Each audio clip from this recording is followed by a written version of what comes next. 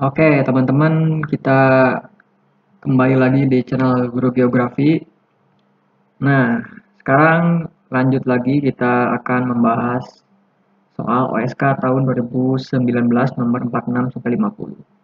Sebelumnya jangan lupa untuk klik tombol subscribe-nya ya dan share channelnya ke teman-teman yang lainnya supaya bisa belajar bareng-bareng ya rame-rame. Ini soalnya sudah saya upload juga di blog saya di gurugeografi.id, silahkan cek ya kalau mau cek materi atau soal dan lainnya bisa juga cek di blog ini ya. Oke, sama aja. Langsung kita bahas nih. Nomor 46 46 apa ini? Di antara kegiatan pertanian di bawah ini yang bukan merupakan bentuk konservasi lahan untuk usaha pertanian apa? Sengkedan, contouring, crop rotation, agroforestry, tanam terpadu. Ditanya yang bukan. Jadi cari yang bukan termasuk upaya konservasi lahan. Segedan benar kan? Segedan itu terasering ya, pembuatan teras-teras gitu kan, yang seperti subak di Bali gitu ya, ada tingkatan gitu, ya. Ini benar. Kemudian contouring ini salah nih. Nanti kenapa salah kita cek. Crop rotation benar ya, pergiliran tanaman tuh rotasi tanaman kan. Misalkan setahun dibagi 4.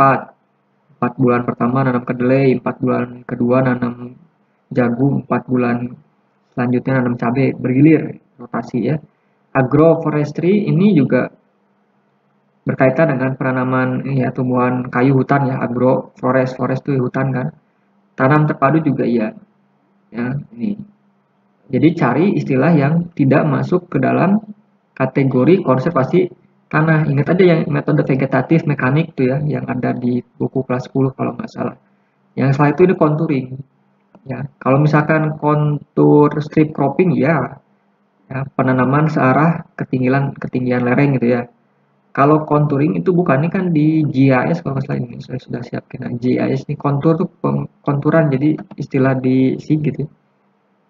Jadi bagaimana cara membuat kontur sebuah lahan ini ya, dari data seperti ini dirubah datanya menjadi kontur, ini garis kontur contouring.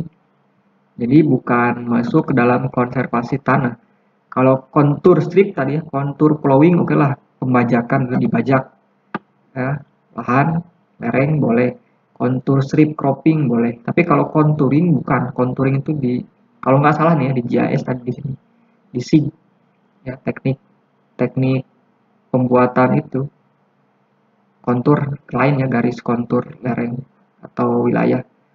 Jadi bukan, B yang salah. 47, tidak hanya kuantitas, kualitas juga mempengaruhi asupan pangan manusia di dunia yang menimbulkan berbagai permasalahan pada kesehatan manusia. Berikut jenis penyakit yang disebabkan oleh menurunnya asupan kualitas pangan kecuali mana? Gizi buruk, obesitas, kwashiorkor, anemia, kelaparan. Ditanya yang bukan ya. Kalau menurun asupan pangan menurun, kualitas menurun, apa yang terjadi? Gizi buruk pasti ya, kwashiorkor juga yang kayak sariawan itu ya, anemia ya, kelaparan iya. Nah yang bukan ya obesitas, ini kan kebanyakan makan malahnya. Kalau kita berkurang makan, pastinya akan semakin berkurang asupan gizinya ya. Tapi kalau misalkan ini makan terus ya kamu, ya akan kegemukan obesitas. Jadi ini bukan karena kekurangan asupan kualitas, kebanyakan lemak ke karbo itu ya, kalori, ini obesitas ya. Ini ngerti gitu ya, pasti tahu. Nah, jadi itu. Kemudian 48, berikut ini adalah tanaman pertanian di kawasan fertile crescent, kecuali barley, gandum, anggur, lentil, kedelai. Nah, ini masuk sejarah ya, wawasan geografi sejarah.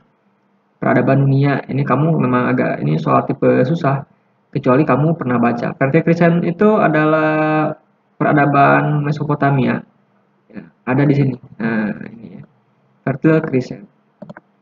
Coba cek di history.com. Ya. Nah, ini. Jadi ini peradaban Mesopotamia.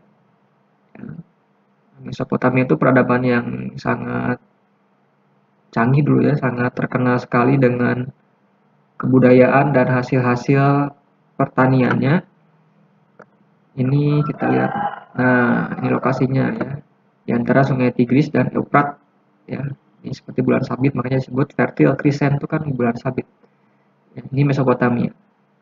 Ditanya kecuali barley, gandum, anggur, lentil, kedelai. Yang bukan kedelai. Kok tahu? Di sini ada nih.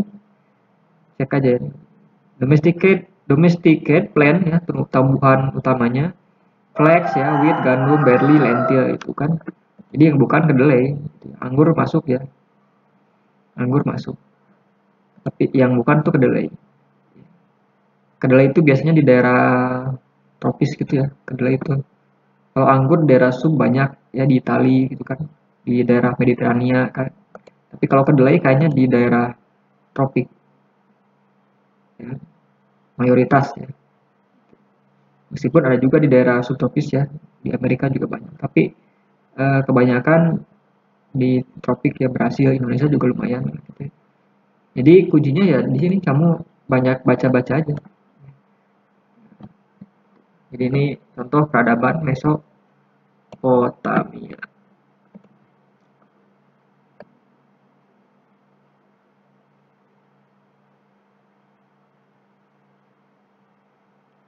Oke. Nah, ini ya pembahasannya nih. Nah, halamannya banyak nih.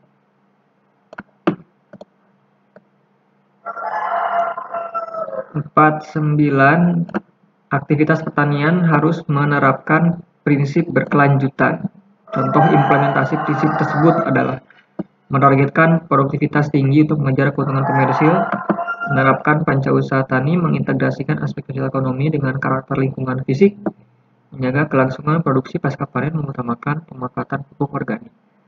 Nah, ini kan kalau ada pembangunan berkelanjutan, istilah pembangunan berkelanjutan, sustainable development, artinya pembangunan yang diarahkan untuk masa kini dan masa yang akan datang. Ya, apa contoh prinsipnya? Ini kan kalau ini penerapannya ya. Ini penerapan, ini salah ya pasti. Salah, ini penerapannya.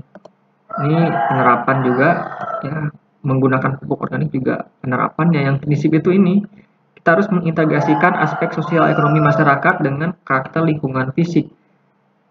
Ya, jadi kegiatan-kegiatan pertanian itu harus disesuaikan dengan kondisi masyarakat dan lingkungan, yang tidak boleh keluar gitu ya, keluar dari budaya lokal. Contoh itu yang namanya pembangunan berkelanjutan. Jadi nanti petani kemudian masyarakat itu tidak kehilangan budaya mereka dalam bertani gitu ya. Kemudian tata caranya dari mulai menanam ya, kemudian sampai dengan memanen gitu kan. Karena ini bagian dari pembangunan berkelanjutan ya. Gitu. Budayanya, sosialnya juga berlanjut ya. Ekonominya, kemudian lingkungannya juga tetap terjaga maksudnya gitu.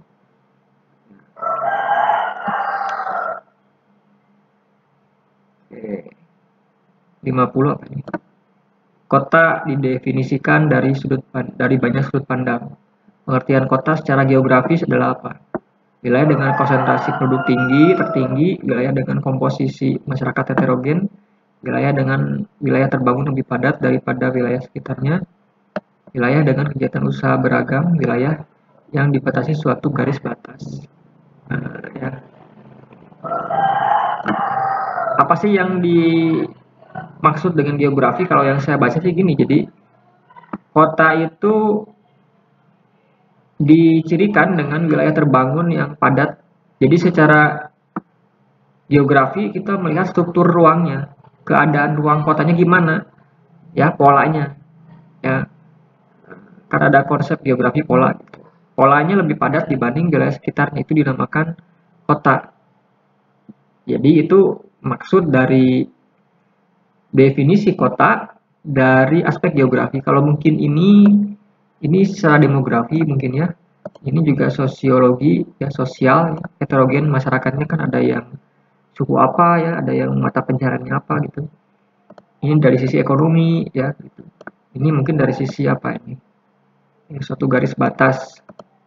Apakah nggak tahu ya. Nah, ini. Tapi yang jelas kalau di kunci soal karena jawabannya C ini saya nyangkut pautnya dengan konsep geografi, konsep polanya.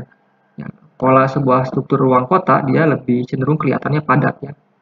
Nah, karena ada bangunan, jalan dan lain-lain ya, dibanding wilayah yang ada di pinggirannya gitu. Jadi maksudnya seperti itu.